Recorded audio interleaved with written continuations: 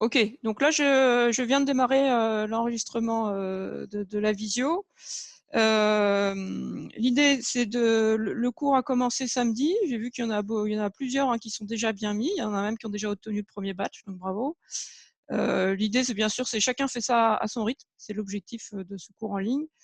Et puis, cette première vision, c'est avant tout pour faire un point. Je vais vous présenter rapidement les objectifs.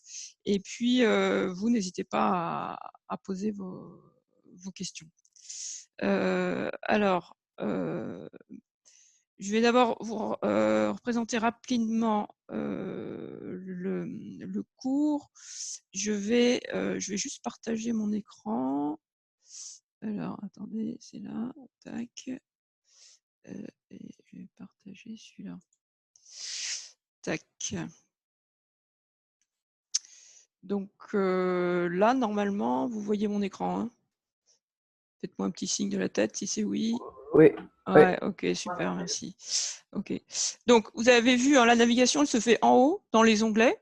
Donc, là, le premier, c'est l'accueil, où là, on explique hein, le fonctionnement de ce cours en ligne sur la météo marine. Tout est indiqué. Il y a une petite présentation de l'École nationale de voile et des sports nautiques. N'hésitez pas, si vous ne connaissez pas le NVSN, vous pouvez aller sur le site faire un petit tour. Et puis, une présentation du cours et à la fin de l'équipe des profs qui a conçu ce cours. Donc ça, c'est le volet accueil. Ensuite, cartographie. Et là, c'est super parce que vous êtes quand même déjà très nombreux à vous être géolocalisés.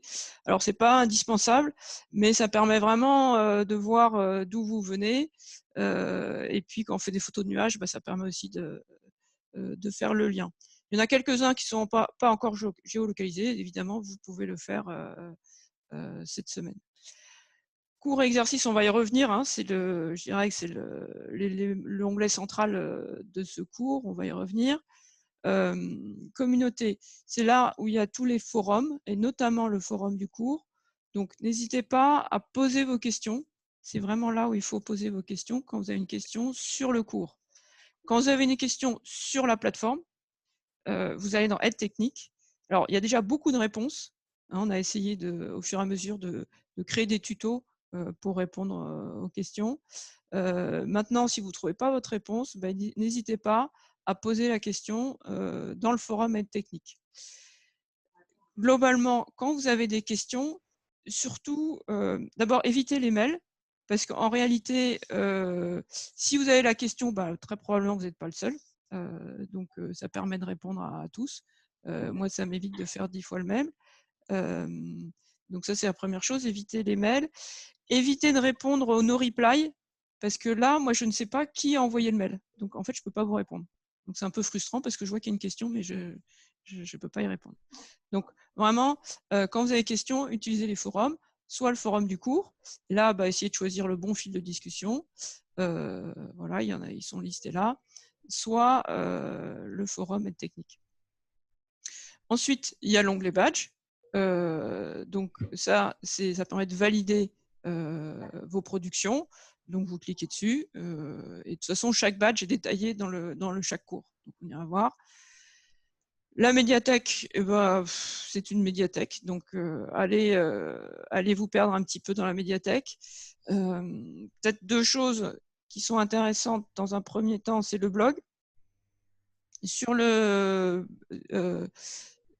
blog, alors vous pouvez vous inscrire déjà, ça permet de suivre l'actualité météo à l'école. Et puis surtout, c'est là où je mets les débriefings météo de situations qu'on a vécues en entraînement. Et notamment la semaine prochaine, quand on va aborder les perturbations, puis après les brises, ben, ça permet de voir des situations concrètes. Donc, n'hésitez pas à vous promener sur le blog. Un autre élément qui est intéressant aussi, c'est le groupe Facebook. Donc là, ce groupe-là, il est dédié à tous les stagiaires de l'ENV en météo, donc que ce soit des stages en présentiel ou des stages à distance.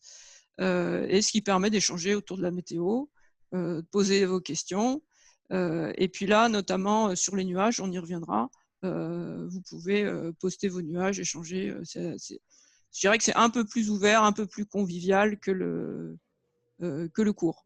Maintenant, si vous n'êtes pas Facebook, ce que je comprends très bien, c'est absolument pas essentiel, quoi. On peut se rester sur la plateforme du cours.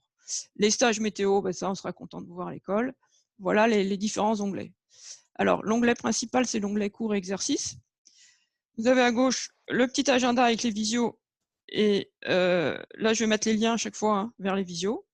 Les petites actualités. Donc ça, il y en a 1 ou 2 par semaine. Je ne vais pas vous submerger de mails. Donc, vous pouvez la suivre ici. Et puis, les différents cours. Alors, ce qu'on a choisi, c'est de faire trois grands thèmes. Le premier, c'est les clés de la météo, là, qu'on vient de commencer.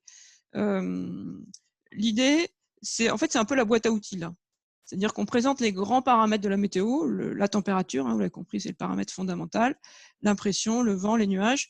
Et c'est en fait, ça va être notre matériel. C'est ce à quoi on va travailler pour les cours suivants, les perturbations et les brises thermiques. Ensuite, donc la semaine suivante, vous aurez les perturbations. C'est peut-être le module le plus dense. Et puis le troisième, les brises thermiques, qui est un petit peu plus léger. Là, en fait, on a choisi les 2 grandes situations météo, je dirais classiques, qu'on rencontre sur nos côtes. Voilà, c'est comme ça qu'on a construit le cours. À chaque fois, dans chaque parcours, on vous propose différentes choses. Vous avez été voir, hein, il y a des cours, vous cliquez dessus.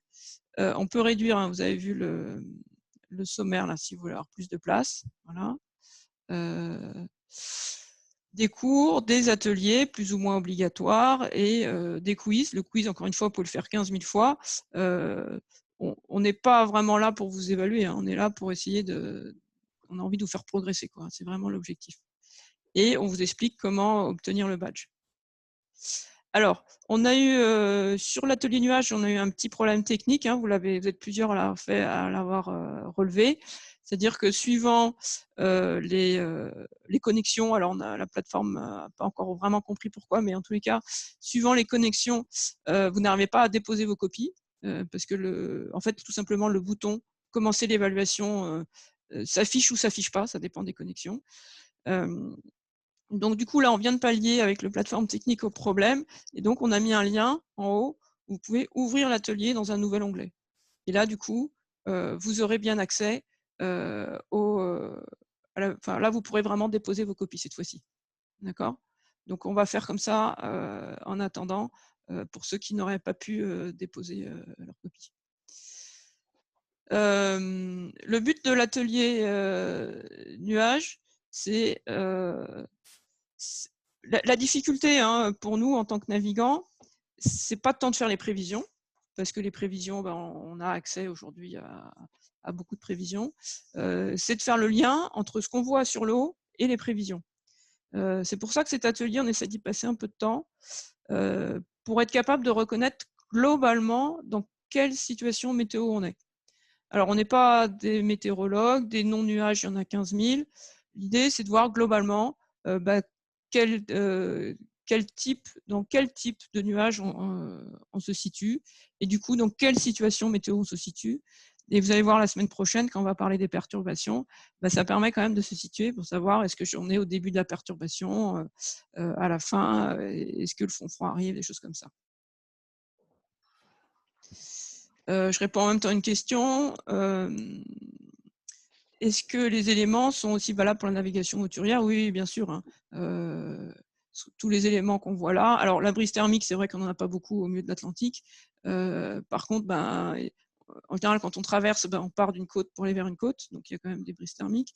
Et puis, bien sûr, le gros du module 2, les perturbations, c'est très important de s'en rendre compte quand on traverse notamment l'Atlantique, une Trans-Gascogne, c'est très important. Donc voilà. Et puis tous les paramètres météo, que ce soit la température et tout ça, c'est vraiment des éléments qu'on retrouve à toutes les échelles. Donc c'est intéressant de les comprendre. Donc voilà globalement comment est conçu le cours. Et puis on a rajouté à ce cours 3 petites visios hein, le mardi à midi. Comme ça, ceux qui travaillent, l'idée c'est qu'ils peuvent aussi peut-être s'accorder une demi-heure de pause pour faire un petit point, répondre à vos questions. Et voilà. Alors, vous pouvez continuer à poser vos questions sur le chat. Ce que je vous propose là, c'est qu'on peut regarder la météo du jour. Ça permettra de réviser un peu ce qu'on a vu, si ça vous va. Je ne sais pas si vous avez déjà été voir. Alors, pour voir la météo du jour, vous pouvez aller dans la médiathèque. Là. Et dans la médiathèque, il y a les prévisions. Là, ça s'appelle des prévis sur le portail météo de l'ENV. Hop, vous pouvez cliquer dessus. Et là, globalement, j'ai mis, c'est une cytothèque vers les sites météo qui me semblent intéressants. Donc, c'est très arbitraire. Hein. C'est un angle de vue. L'idée, c'est que ça serve à la communauté, cette page-là.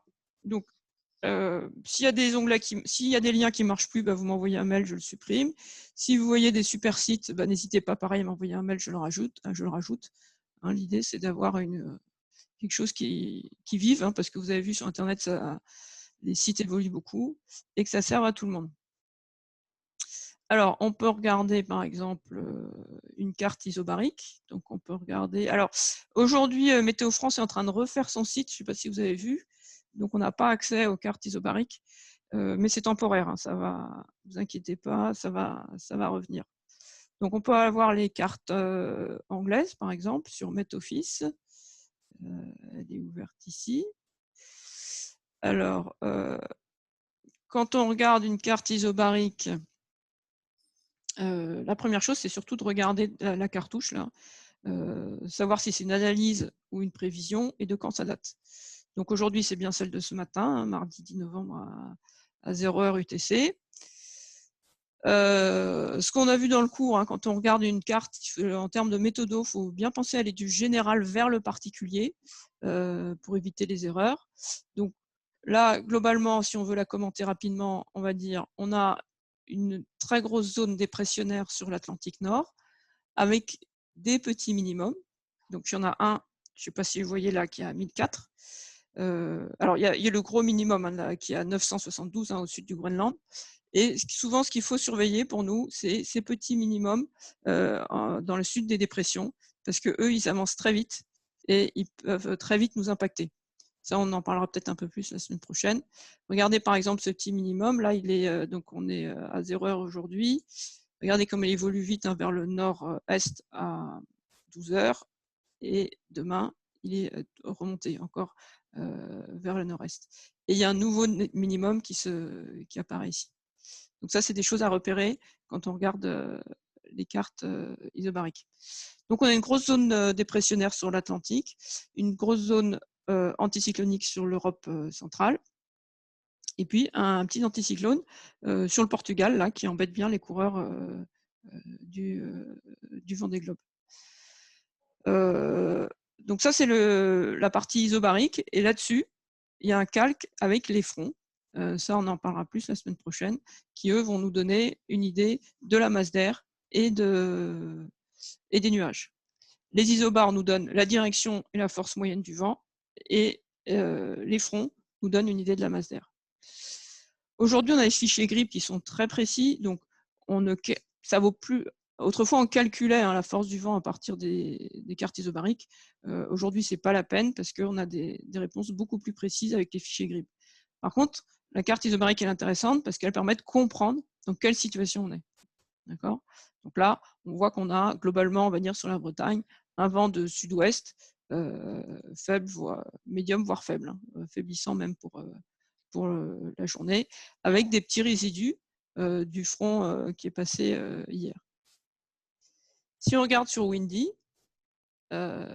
alors Windy, hein, c'est le site hein, qui prend de plus en plus d'ampleur. Hein, c'est vraiment devenu un site majeur aujourd'hui en météo, parce qu'il est très très complet. Un petit conseil, moi je vous conseille de mettre la pression toujours. Je sais pas si vous voyez ma souris en fait. Vous voyez à l'écran. Voilà, en bas à droite là, vous pouvez cliquer sur pression.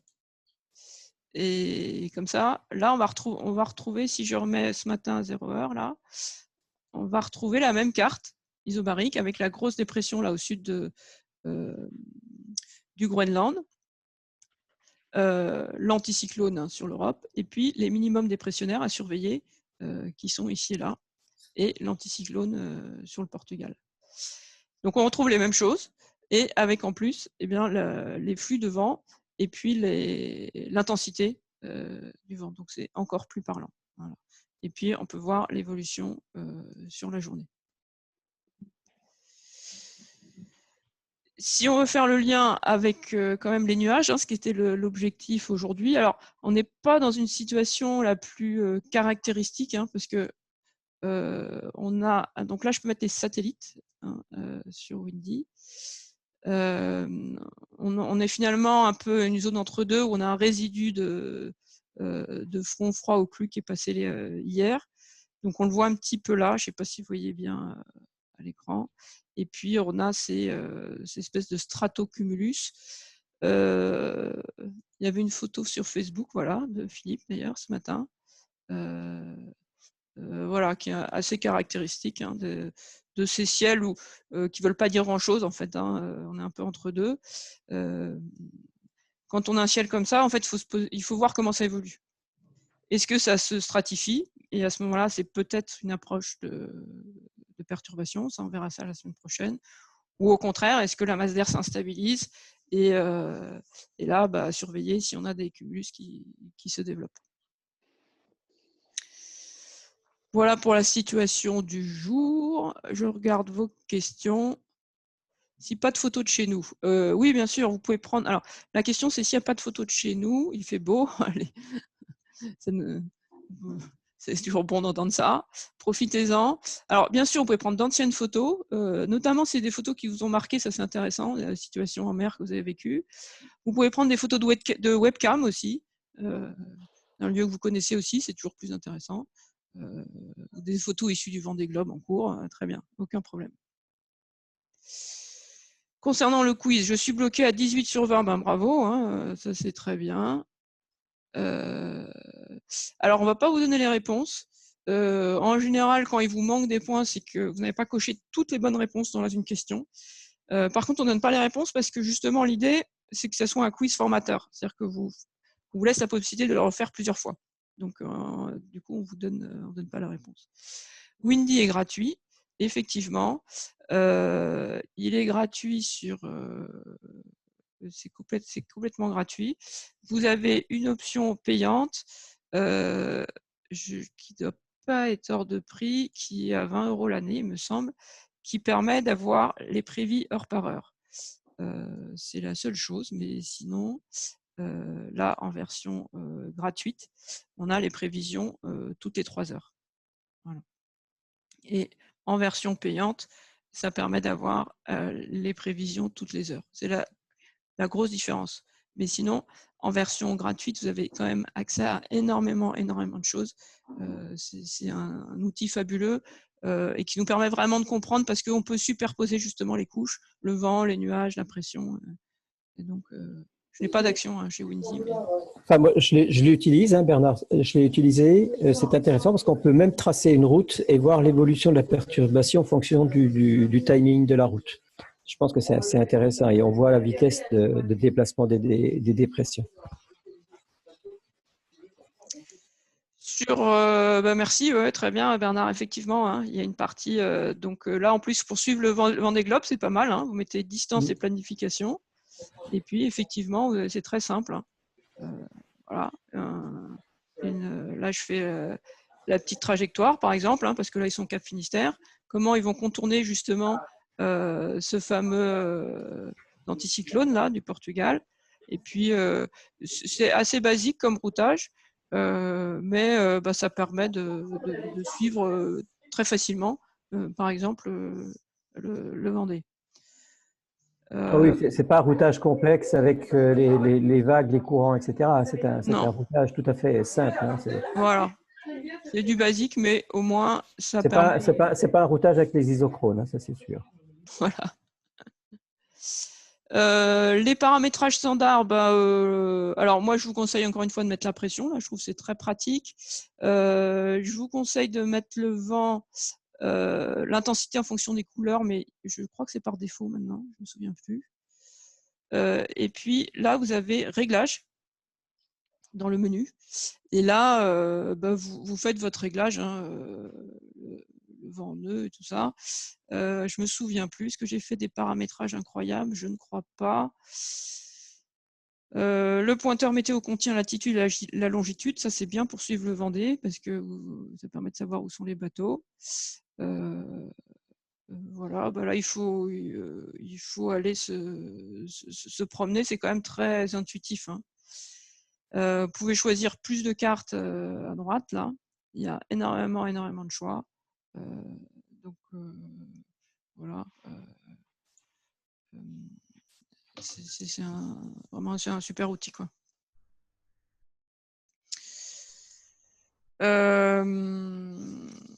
Sur le Vendée Globe, là, on pourrait mettre la carto, hein, ils ont viré au Cap Finistère ce matin, là. Alors, est-ce que je peux l'agrandir? Oui. Là. Voilà, donc on est là. Donc, ça, c'est intéressant. Alors, c'est évidemment, on a de la chance, hein, d'avoir le Vendée Globe en ce moment. C'est très, très pédagogique pour suivre justement tout ce qu'on a vu cette semaine, hein, anticyclone, dépression, les courbures. Là, vous avez vu, ils ont été chercher un front froid ici, hein, donc avec une rotation à droite dans le front froid, vous verrez la semaine prochaine. Là, c'est pareil, le vent a tourné, donc ils ont viré. Plus ou moins tôt, donc ça c'est une question. Maintenant, la question qui se pose, c'est comment aller descendre par ici pour passer le poteau noir avec cette zone de calme au large du Portugal.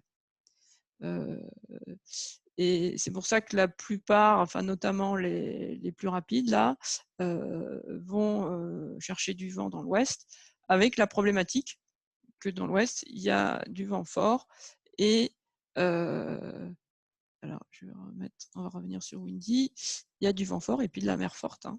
On le voit bien ici, hein. Si on revient sur la carte isobarique là, voilà, donc ça c'est aujourd'hui, cet après-midi, vous voyez le front froid qui arrive là avec des isobars bien serrés ici, et dans la nuit, voilà, on a le front froid ici au large, hein, du Cap Finistère, avec des isobars bien serrés. Donc ça veut dire, si on regarde la nuit prochaine, là, vous avez vu, hein, du vent fort. On va mettre le pointeur là. Tac. On est à 28 nœuds. Et on peut mettre les vagues aussi. Et c'est peut-être ce qui fait le plus peur aux bateaux, notamment à foil. Vous avez vu, on a quand même 4 mètres d'annoncé. Donc ça va être tout un enjeu, je pense, hein, dans les prochains 2 jours, là, prochaines 24-48 heures, de passer ce vent fort et ce front, quoi.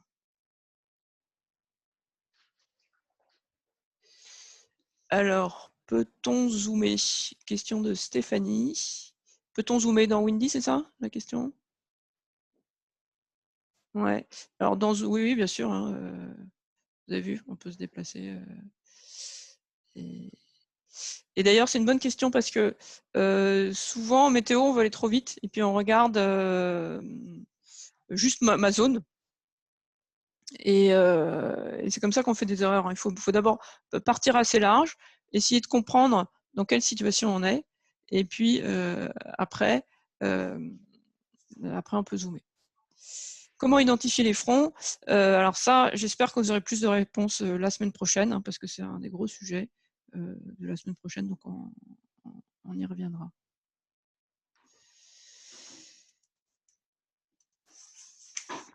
Voilà, est-ce que vous avez d'autres questions?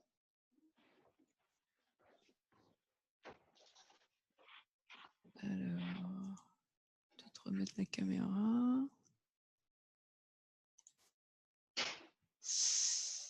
Tac. J'ai une question, Claire, Ouais. si c'est possible. En fait, est-ce qu'on verra un peu plus d'informations sur les nuages?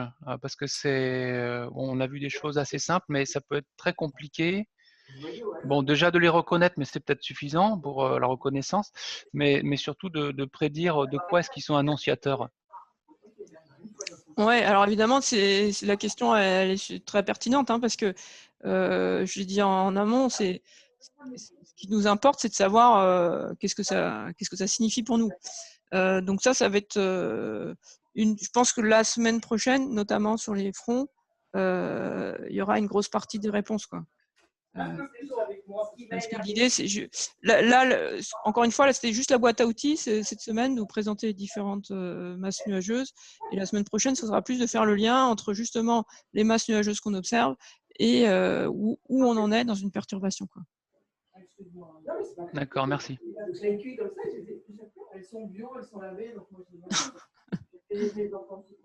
Alors, il y en a qui vont manger du bio à midi, c'est super. Est-ce que... alors, il y a ma vidéo qui saute, hein, mais je ne sais pas pourquoi. Est-ce que vous avez des questions sur le chat ou à l'oral? N'hésitez pas. Sur le cours.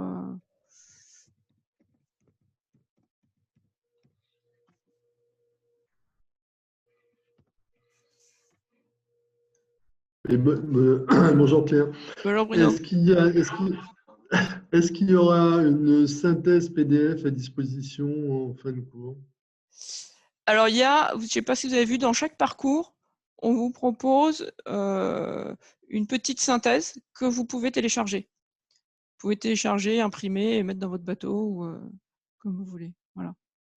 On ne souhaite pas que l'ensemble des cours en fait partent en ligne, vous pouvez le comprendre.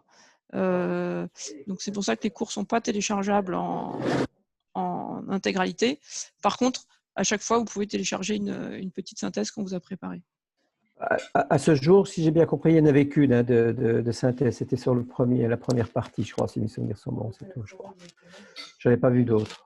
On n'a pas vu d'autres. Alors quand même, je vérifie. Fiche de synthèse. Normalement, il y en a une par cours. Hein. Je regarde en même temps sur l'autre écran.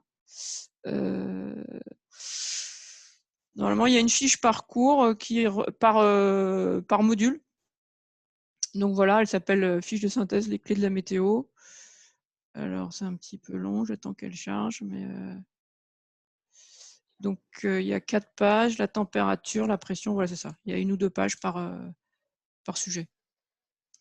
Et ça, notamment le dernier tableau avec les nuages, hein, c'est peut-être quelque chose que vous pouvez imprimer puis garder à disposition.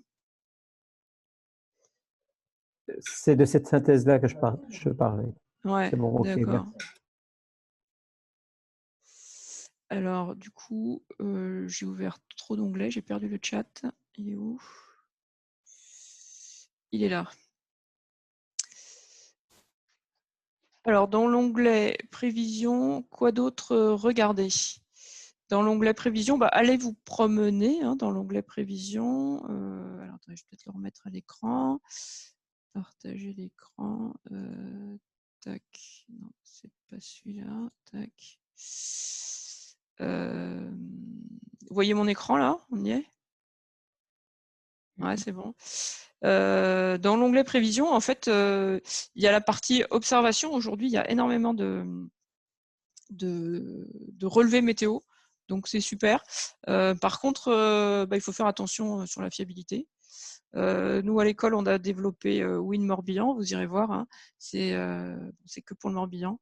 Mais c'est des balises qu'on a mis sur le littoral.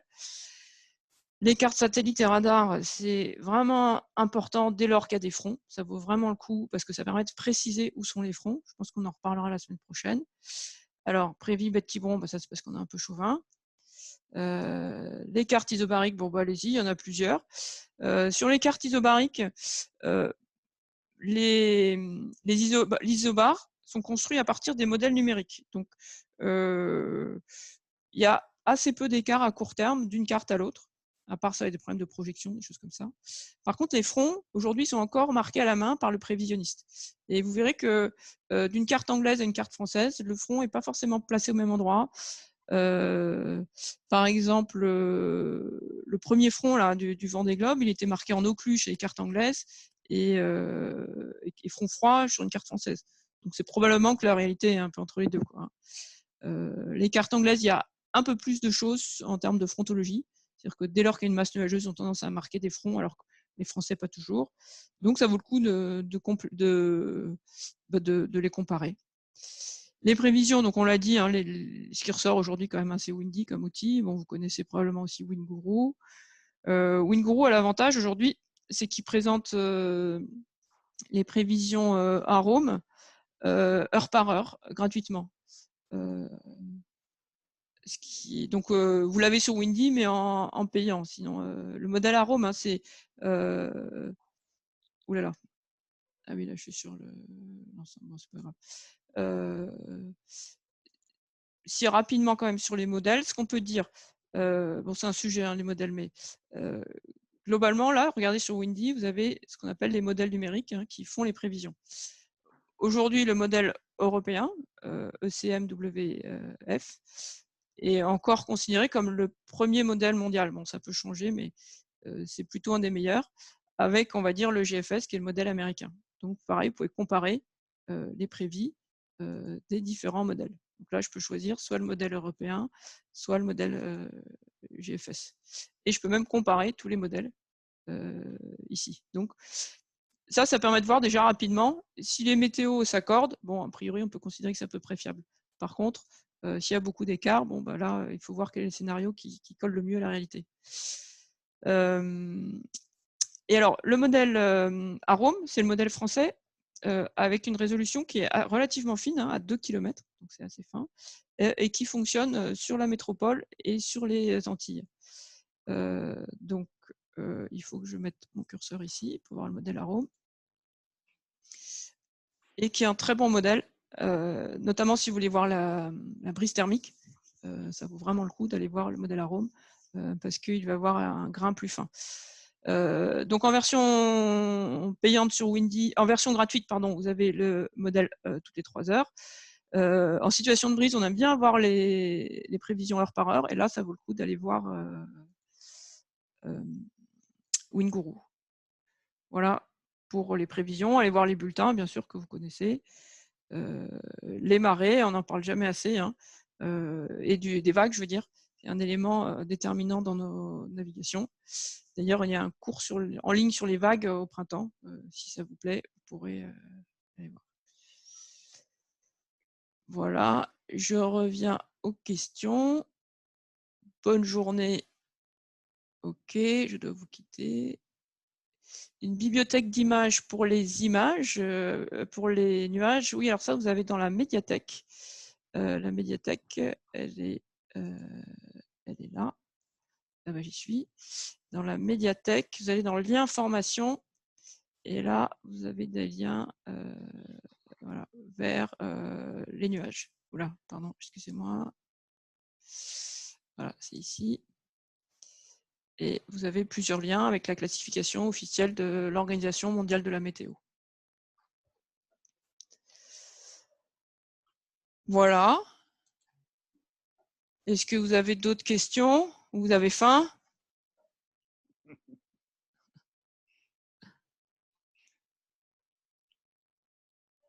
Non, moi c'est bon. Merci. Bon, merci. Bon Eh appétit. ben, Pour moi. Merci, bonne journée à tous.